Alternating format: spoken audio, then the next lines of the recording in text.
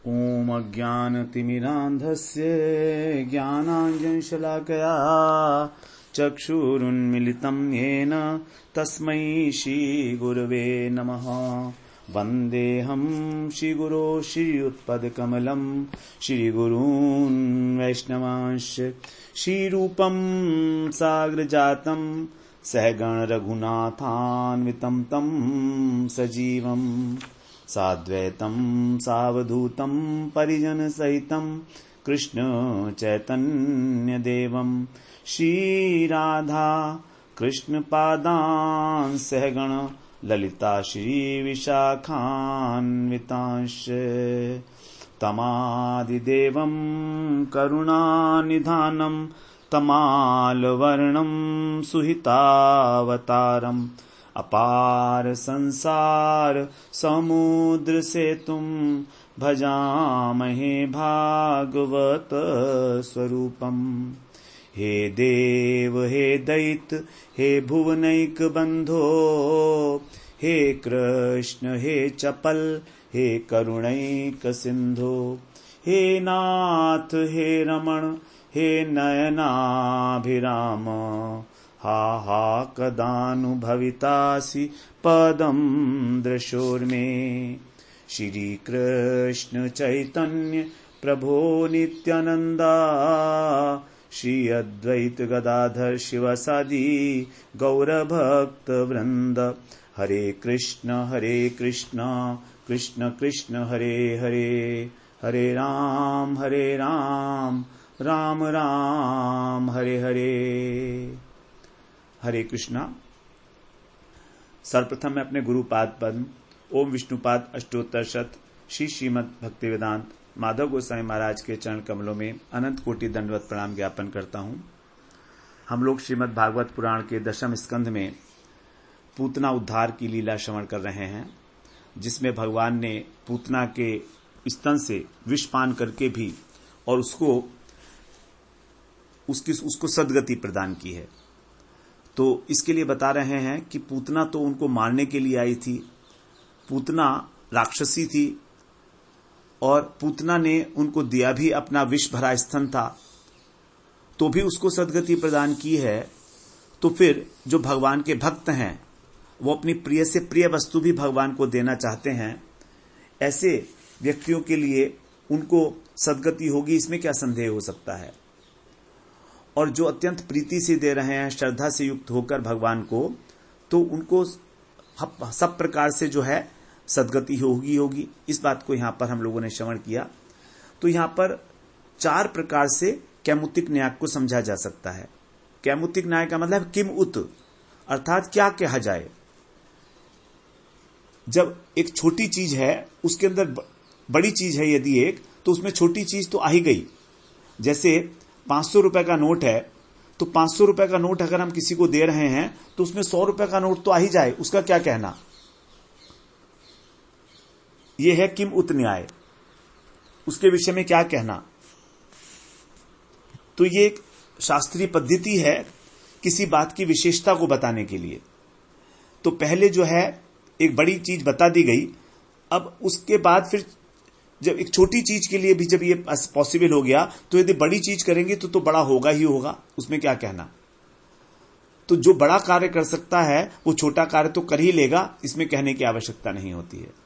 तो पूतना के जो है करैक्टर के विषय में बताया गया कैसा है। पूतना लोक बालघनी रुधिरासना, पूतना के बता रहे हैं पूतना कैसी है, लोक बालघनी और राक्षसी रुधिरासना।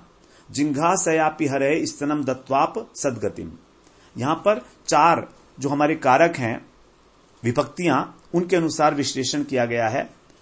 तो बता रहे हैं कि कर्ता नंबर 1, नंबर 2 कर्म, नंबर 3 करण और नंबर 3 संप्रदान।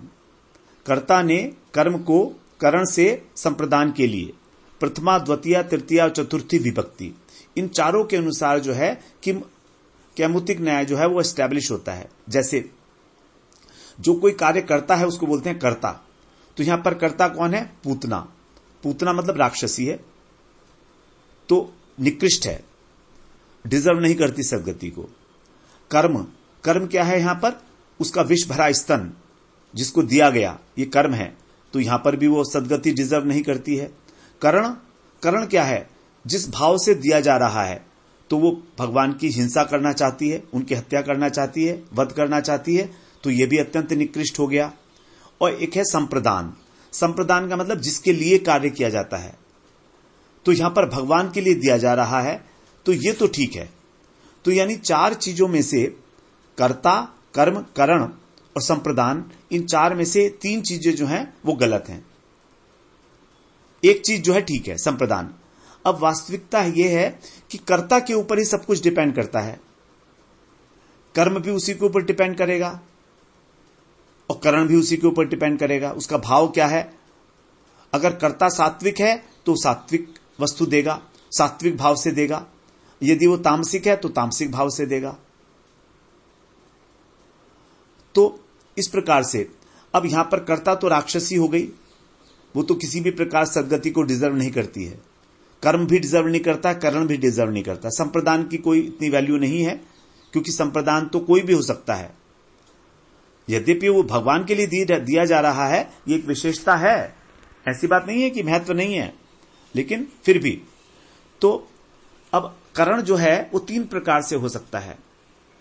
तो कर्ता जो है वो करण जो है, करण का मतलब भाव, भाव तीन प्रकार से हो सकता है। या तो हम उदासीन भाव से कोई चीज दे दें भगवान को, जैसे हम देते हैं, आसक्ति तो है नहीं, लेकिन फिर भी भगवान को भोग लगा देते हैं। हमें मालूम नहीं है भगवान भोग प्रसाद पाएंगे कि नहीं, भोग लगाएंगे कि नहीं लगाएंगे, तो फिर भी भगवान को दे देते हैं। उदासीन भाव है हमारा। अथवा जैसे भिखारी को समझते हैं, हमने 1 रुपया दे दिया, किसी पुण्य की आशा के लिए नहीं दिया, वैसे दे दिया 1-2 रुपया उसको, ठीक है।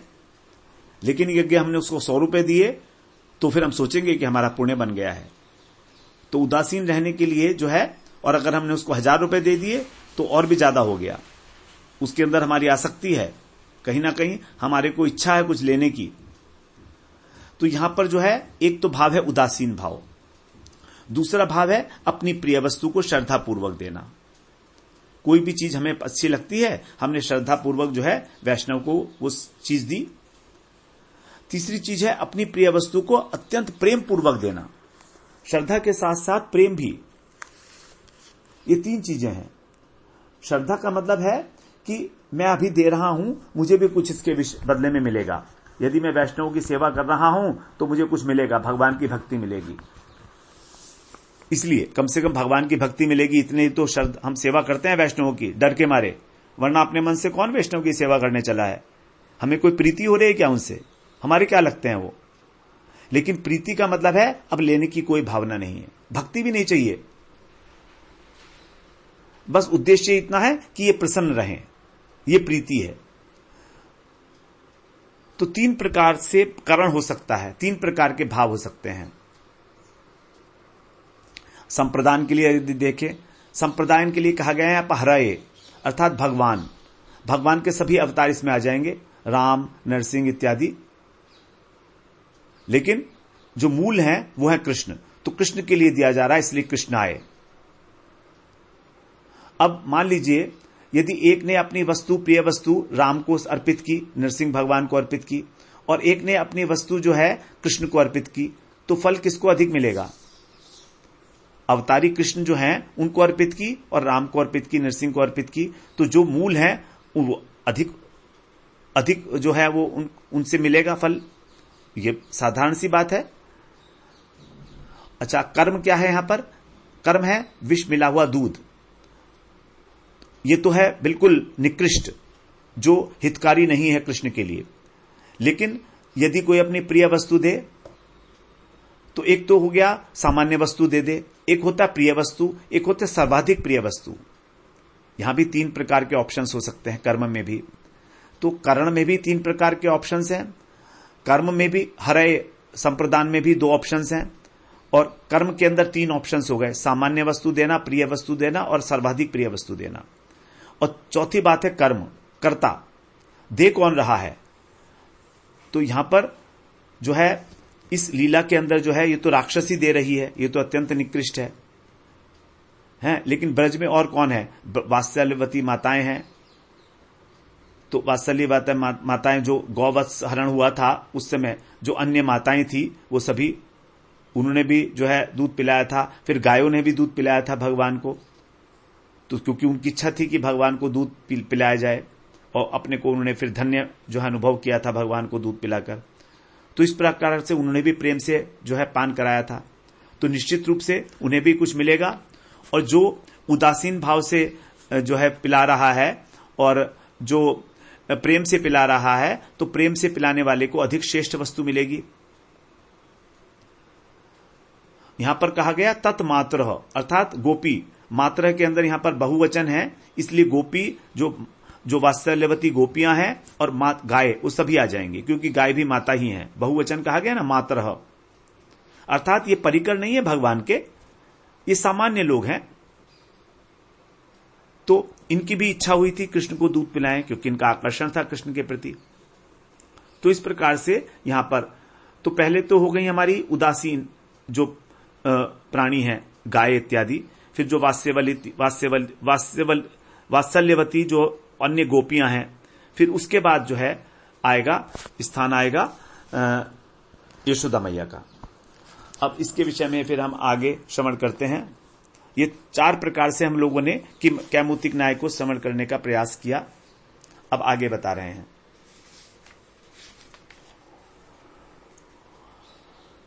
37वें श्लोक में कह रहे हैं, पद्भयाम भक्त हृदयस्थाभ्याम वंद्याभ्याम लोक वंदितई अंगम यस्या समाक्रम्य भगवान अपवित स्तनम।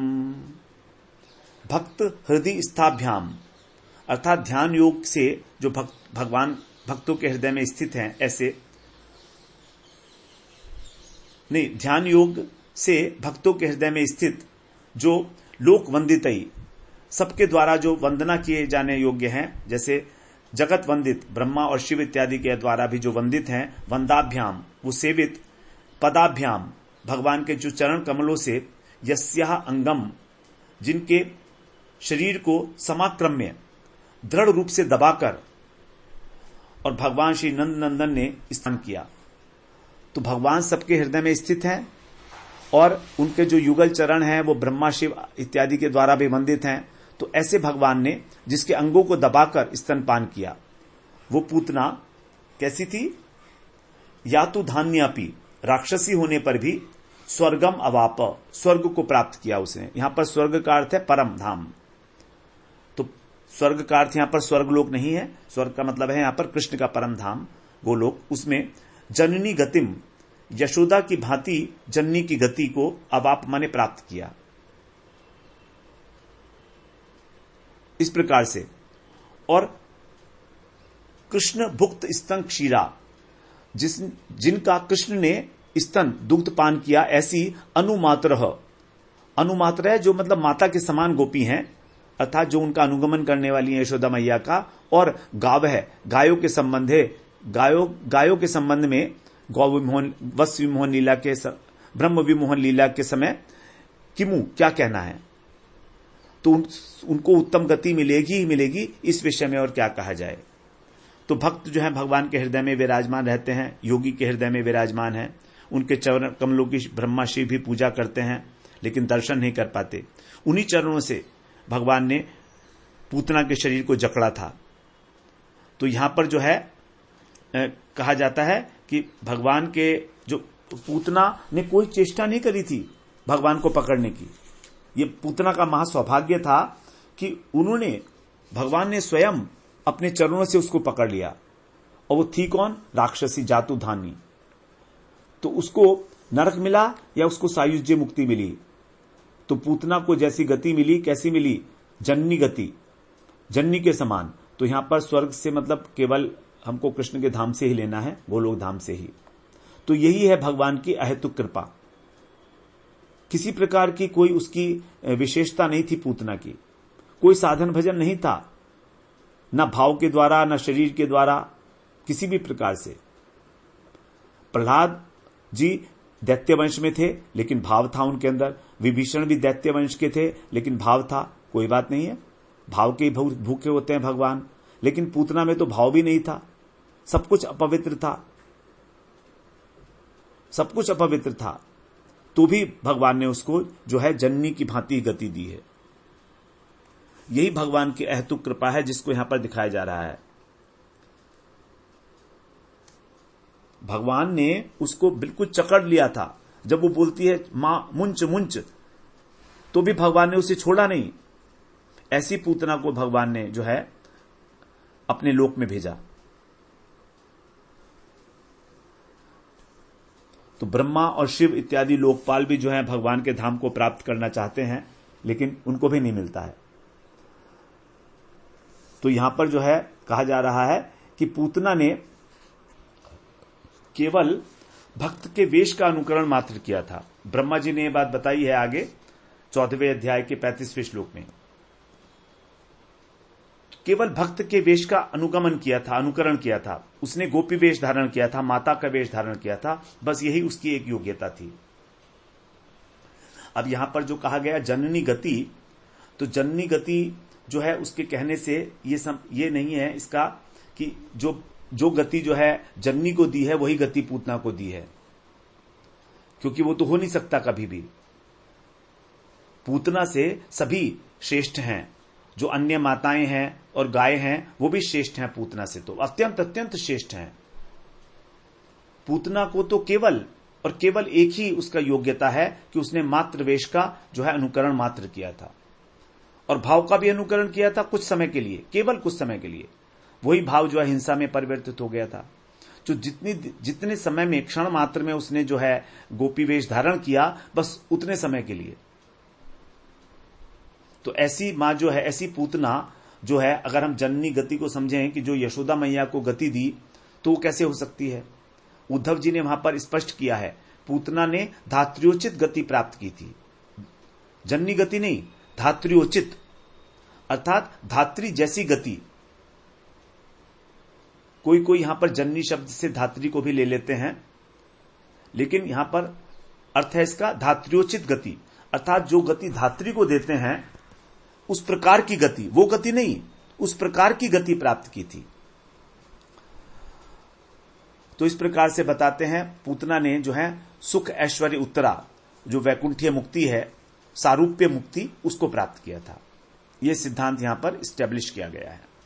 पूतना को सारूप्य मुक्ति की प्राप्ति हुई थी, जिसमें भगवान के समान रूप हो जाता है, क्योंकि 4 प्रकार की वैकुंठीय मुक्ति हैं, सामीप्य, सारूप्य, सालोक्य और सृष्टि। तो पूतना को सारूप्य मुक्ति की प्राप्ति हुई है। अब 39वें श्लोक में कह रहे हैं, पयांसिया साम पिबत पुत्र स्नेह स्नुतान्यलम भगवान देव की पुत्र कैवल्याद्यखिल प्रदः तासाम अविरतम कृष्णे कुर्वती नाम सुते क्षणम न पुनः कल्पते राजन संसारो ज्ञान संभव। हे राजन, कैवल्य जो है, कैवल्य का मतलब मुक्ति और सिद्धि, जो परमात्मा सायुज्य है और ब्रह्म सायुज्य है, वो उसको प्रदान करने वाले जो भगवान है, देव की पुत्र, उन देव की नंदन ने यासाम माने जिन वात्सल्यवती गोपियों का और पुत्र स्नेह स्नुतानी, पुत्र वात्सल्य के कारण जो क्षरित हो रहा है, ऐसा पयांसी माने स्तन से निकलता हुआ जो दूध है, उसको अविरतम अलम, निरंतर पान किया था, बहुत समय तक, अलम पर्याप्त रूप से। वही स्वयं भगवान के अंदर कृष्णे सुते क्षणम, पुत्र दृष्टि रखने वाली जो उनकी गोपियां हैं, उनके अंदर ये जो अज्ञान संभव, ये जो हमारा अज्ञान है और इस अज्ञान से हमारा संसार बंधन हो रहा है, न कल्पते, संभव नहीं हो सकता। तो उन गोपियों का और उन गायों का जिन्होंने भगवान का जो है, जिनके स्तन को भगवान ने पान किया है 1 वर्ष तक, बड़े प्रेम से, मन भर के, पर्याप्त, अलम, अविरतम, निरंतर, उनको उनका संभव कैसे होगा ये जन्म मृत्यु? उनकी जन्म मृत्यु का तो प्रश्न ही नहीं हो सकता है, क्योंकि जब बैर भाव से वैकुंठ की प्राप्ति हो रही है, तो वात्सल्य भाव से कैसे वही प्राप्ति हो सकती है? यदि ऐसा होगा तो ठीक नहीं होगा, उसमें फिर दोष आ जाएगा। इसीलिए कह रहे हैं यहां पर। तो पूतना के अंदर 3 प्रकार की नितांत जो है निकृष्टता है। वंश, भोजन और आचरण। उसका वंश कौन सा है? राक्षसी है। भोजन उसका क्या है? बालकों का रक्त पीना। और आचरण उसका क्या है? उनकी हिंसा करना, उनको मारना। यदि कोई अच्छे वंश में जन्म ले तो कृतार्थ हो जाता है। जैसे धनी का पुत्र है, जन्मजात ही वो धनवान होता है, गरीब का पुत्र जो है गरीब होता है, उस प्रकार से। लेकिन यहां पर जो है जन्म के कारण उसका कोई अधिकार जो है सिद्ध नहीं होता पूतना का भगवान के धाम को प्राप्त करने के लिए।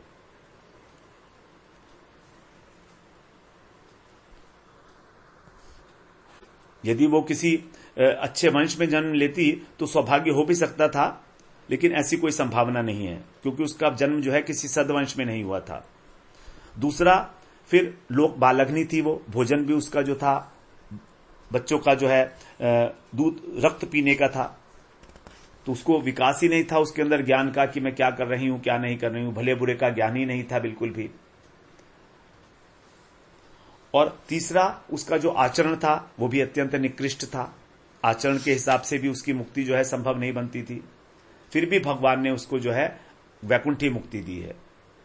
तो इसको बार बार एस्टेब्लिश किया जा रहा है। ये सारे सिद्धांत इसलिए कर रहे हैं कि केवल एक ही विशेषता थी पूतना के अंदर, जो ब्रह्मा जी ने आगे बताई है, गोपी वेश धारण करना। गोपी वेश केवल इतनी ही थी और कोई उसके अंदर योग्यता नहीं थी।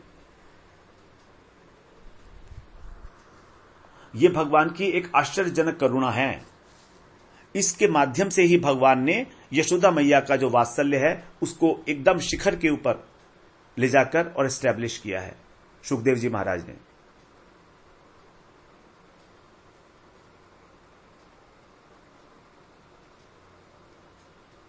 क्योंकि पूतना ने भगवान को प्रेम से धारण नहीं किया था अपनी गोदी में, भाव अत्यंत निकृष्ट था उनको मारने के लिए।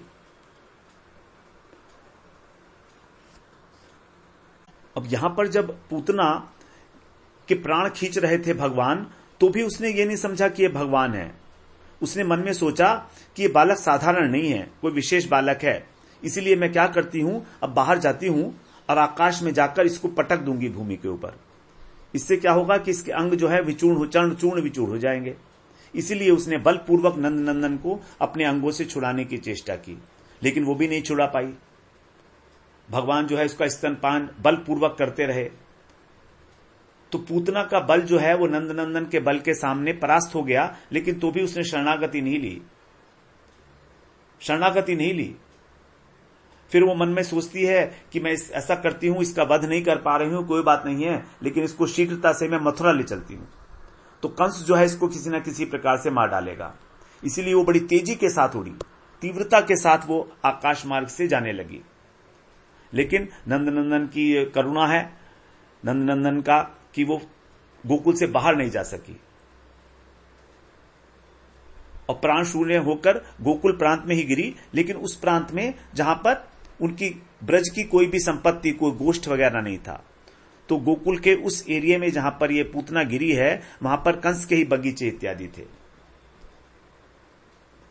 तो इस प्रकार से वो कह रहे हैं कि पूतना ने इस प्रकार का होने पर भी और उसको प्राप्त किया, उस धाम को प्राप्त किया, यद्गत्वा न निवर्तन्ते तद्धाम मर्मम मम, जहां ब्रह्मा शिव इत्यादि लोकपाल भी जाने की जो है आकांक्षा करते हैं। तो ब्रह्मांड से अतीत जो भगवान का निज धाम है उसको भी शास्त्रों में कहीं कहीं स्वर्ग कहा गया है। ब्रह्मा शिव लोकपाल अभी सभी उस स्वर्ग में जाने की अभिलाषा करते हैं, ऐसा आया है 11वें स्कंद के 7वें अध्याय के पहले श्लोक में। तो स्वर्ग जो है वो भगवान के धाम को, वैकुंठ को भी कहा जाता है। तो इस प्रकार उसका जो है सब प्रकार से पूर्णतया शुद्ध भाव था। तो उसकी हृदय की जो अशुद्धि थी उसके कारण लेकिन उसका जो बाहरी वेश था, उसका जो बाहरी भाव था वो पूरा ठीक ठाक था, गोपी की भाव था। तभी तो यशोदा मैया और रोहिणी दोनों ही जो है उसको पहचान नहीं पाई। तो वो जो हम लोगों ने पिछले सत्र में कथा सुनी थी बलि जी की पुत्री रत्नमाला के विषय में, ब्रह्म वैवर्त पुराण में उसका वर्णन किया गया है।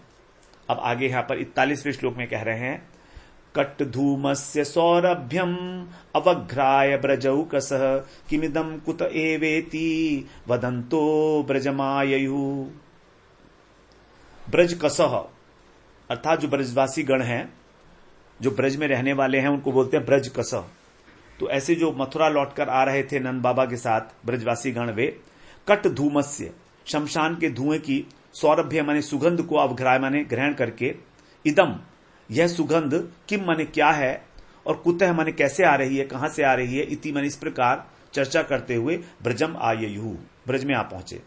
तो जो नंद बाबा के साथ जो गए थे, तो नंद बाबा तो तुरंत चल दिए थे बहुत तेजी के साथ, लेकिन अन्य गोप जो हैं वो वहां रह गए थे कुछ समय, और वो भी अब वहां पर प्रवेश किए ब्रज में। तो वो भी अब जब पूतना की मृत देखी इस प्रकार से, और उन्होंने भी जो है सुगंध देखी, दसों दिशाओं को सुगंध कर रही है अगरू की, तो चिंता करने लगे कि ये कैसी सुगंध हो रही है। ऐसी सुगंध तो जो है इस मरते लोक में संभव नहीं है, ये तो ऐसा लगता है जैसे स्वर्ग से आ रही हो कोई सुगंध। तो इस प्रकार से उनको बड़ा आश्चर्य हुआ, और जहां पर वो दाह संस्कार किया जा रहा था वहीं पर वो पहुंचकर उपस्थित हुए, ब्रज में पहुंचे। इस प्रकार से कट धूमस्य, कट धूमस्य का मतलब शमशान का धुआं। कुतः किम इदम, ये कैसी है, क्यों बड़ा आश्चर्य हो रहा था कि कहां से आ रही है सुगंध। ते तत्र वर्णितम गोपै पूतनागमनादिकम श्रुत्वा तन्निधनम स्वस्ति शिशोशासन सुविस्मितः। ते माने वे, अर्थात जो ब्रजवासी गण थे जब लौटकर आए, तो तत्र माने गोकुल में, गोपई वर्णितम जो गोप रक्षा के लिए नियुक्त किए गए थे उनके द्वारा, वर्णितम माने वर्णित किया गया, जो पूतना का आगमन था, पूतना आगमनादिकम, पूतना का ब्रज में आना, नंदालय में प्रवेश करना, उसका कृष्ण को स्तनदान देना, और उसका जो है भीषण आर्तनाद, एक उसने भीषण जो गर्जना की थी, विलाप किया था रोते हुए, मुंच मुंच कहते हुए, वो सारी बातें उन्होंने, तन निधनम और उसकी मृत्यु, तन निधनम मतलब पूतना की मृत्यु के विषय में, और शिशो स्वस्ति, शिशु माने जो शिशु हैं कृष्ण, उनकी जो है मंगल के विषय में, स्वस्ति मंगल के विषय में सुनकर, श्रुत्वा माने सुनकर, सुविस्मिता परम आश्चर्यचकित हो गए, आसन माने हुए। तो गोपों ने जब सुना, जो द्वारपाल थे, जो रक्षक थे, द्वारपाल नहीं रक्षक जो थे वहां पर, तो उन्होंने सारी घटनाओं को अच्छी प्रकार से बताई कि ऐसे ऐसे सारा काम हुआ है। तो क्योंकि वो सभी लोग जो है आशंका से जो है अमंगल से अधीर हो गए थे कि कहीं कृष्ण को कुछ हो तो नहीं गया है, मुख सूख गया था उनका, लंबी लंबी श्वास चल रही थी। तो लेकिन सबने कहा उनसे कि देखो किसी प्रकार की आप चिंता मत करो, नारायण ने सब जो है पुत्र की रक्षा की है, और अब जो है सब कुछ ठीक हो जाएगा। इस प्रकार से जो है सभी गोपों ने और ये बात कही, तो फिर वो आश्वस्त हो गए। तो यहां पर जो है 41वें श्लोक में नंद बाबा ही लौटे हैं। एक्चुअली नंद बाबा, ऐसा नहीं कि नंद बाबा पहले आ गए थे, नंद बाबा के साथ ही जो ब्रज कसो है, जो और ब्रजवासी थे, उन सबको ये बात बताई गई। तो नंद बाबा भी उन्हीं के साथ शामिल हैं। ये नहीं कि नंद बाबा पहले आ गए थे, कुछ लोग बाद में आए हैं, ऐसा नहीं है। जो हम पहले अभी बोल गए थे, तो वो it was a slip of tongue only. तो इसलिए नंद बाबा जो है अत्यंत अधीर जो हो गए थे, उनको उपानंद इत्यादि गोप ने, उन्होंने सारी चीजें बताई कि क्या क्या हुआ। तब नंद बाबा जो है थोड़ा सा स्थिर हुए।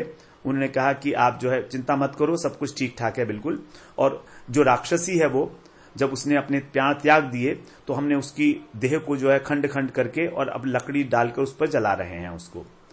तो इसीलिए, लेकिन जो बच्चा है हमारा, शिशु है, कृष्ण है, उसका कुछ भी नहीं बिगड़ा है, वो बिल्कुल ठीक है।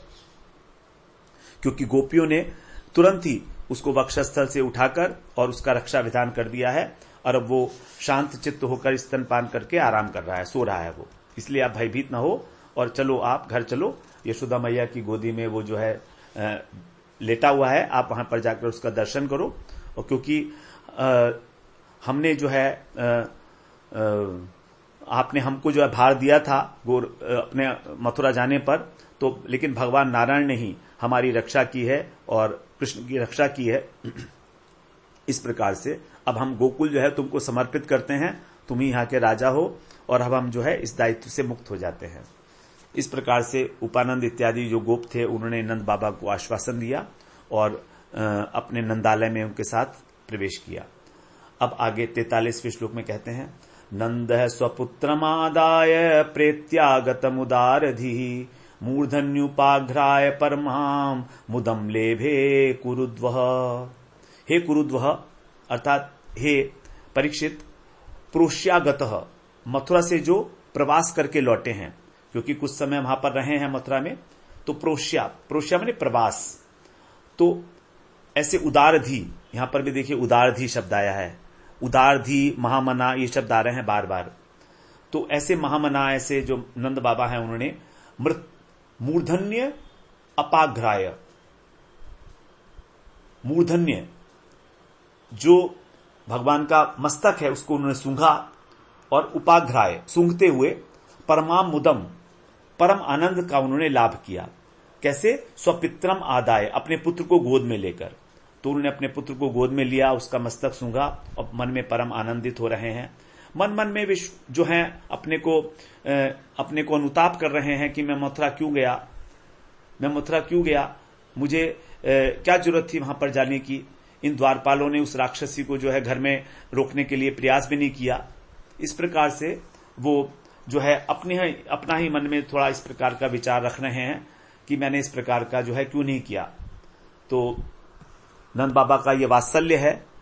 तो जब नंद बाबा आए तो मैया जो है स्वयं अपने पुत्र को, कृष्ण को, उनकी गोदी में दे देती हैं और कहती हैं कि यही है तुम्हारे प्राणों का प्राण, तुम इसको लो। और देखो, मैं तो अब इसकी मां होने के योग्य नहीं हूं। ये जो बच्चा है ये नारायण की कृपा से और गोपियों की कृपा से ही बचा है। आज इसके जीवन की रक्षा हुई है। ये जो गोपियां हैं यही इसकी मां हैं।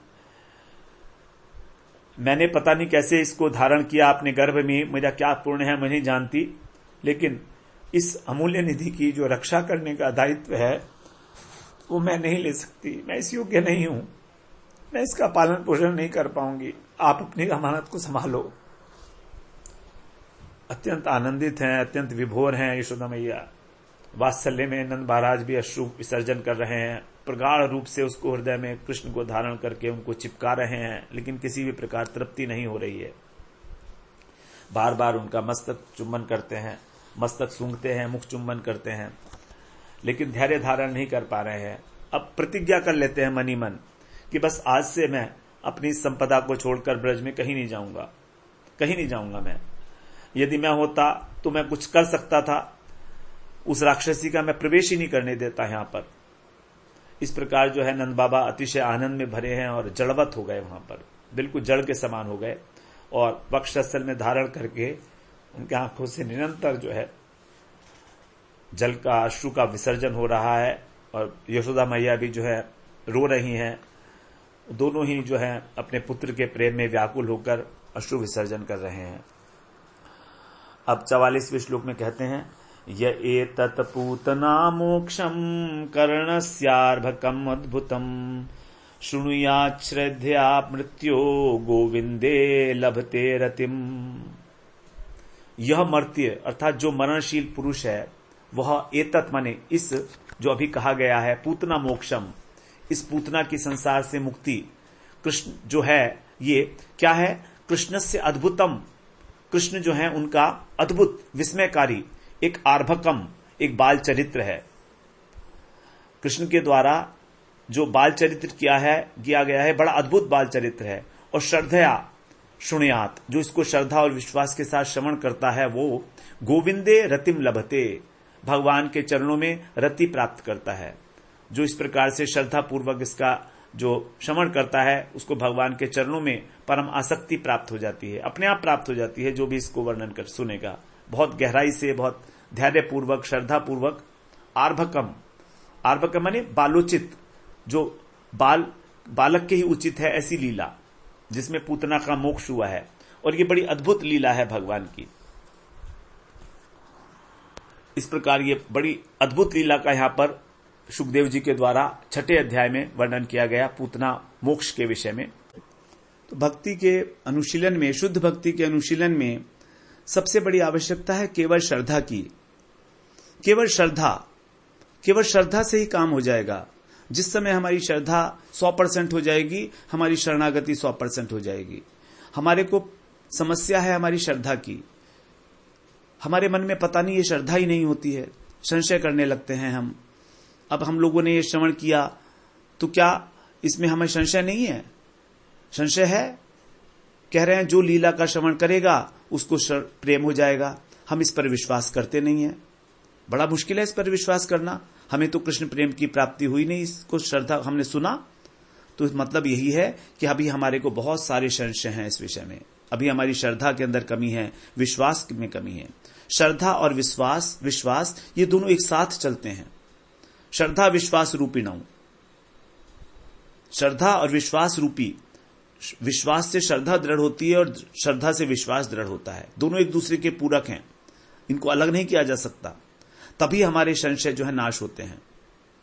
तो हमारे संशय इसलिए नाश नहीं होते कि हमें विश्वास नहीं है, और विश्वास नहीं है इसलिए कि हम अपने जो भी हमारे अंदर मन में जिज्ञासाएं हैं उनका समाधान ढूंढने के लिए प्रयत्न ही नहीं करते, जिज्ञासा ही नहीं करते। उन संशयों के साथ ही हम जी रहे हैं। तो जिस समय हम अपने सारे संशयों को गुरु के और वैष्णवों के माध्यम से निर्मूल कर देंगे, उनकी जड़ काट देंगे, तभी हमारी श्रद्धा बनेगी। तो किसी भी प्रकार जो है संशय को हमें रिमूव करना है, और वो संशय तभी होगा जब हम निरंतर तत्व ज्ञान की जिज्ञासा करेंगे। वैष्णवों से, गुरु से लगातार उसके विषय में प्रश्न करेंगे। ये प्रश्न जो हमारे हृदय से उठ रहे हैं कि हमारे को कैसे भगवान में प्रेम हो, कैसे हमारे को भगवान में प्रेम हो। सारी बातों के विषय में जो भी हम सुनते हैं शास्त्रों में, अनेक ऐसी बातें हैं जो हम विश्वास ही नहीं कर पाते हैं। अनेक बातें हैं, इसीलिए हमारी श्रद्धा पूरी नहीं हो पा रही है। तो हम केवल श्रद्धा पर ही अटके हैं। एक ही श्रद्धा जो सबसे पहला है, भक्ति लता का जो बीज है वही है श्रद्धा। यही जो है अंकुर बनके और फिर प्रेम के अंदर परिवर्तित हो जाता है। यहीं से जो है भक्ति की लता जो है प्रस्फुटित होनी शुरू होती है। इस प्रकार से हम लोग बड़े सौभाग्यशाली हैं। हम लोगों ने आज पूतना उद्धार की लीला को श्रवण किया, और आगे अब हम जो है कृष्ण की और मधुराति मधुर लीलाओं को हम लोग श्रवण करते रहेंगे। वांछा कल्पतरुभ्यश्च कृपा सिंधुभ्य एव च पतितानां पावनेभ्यो वैष्णवेभ्यो नमो नमः।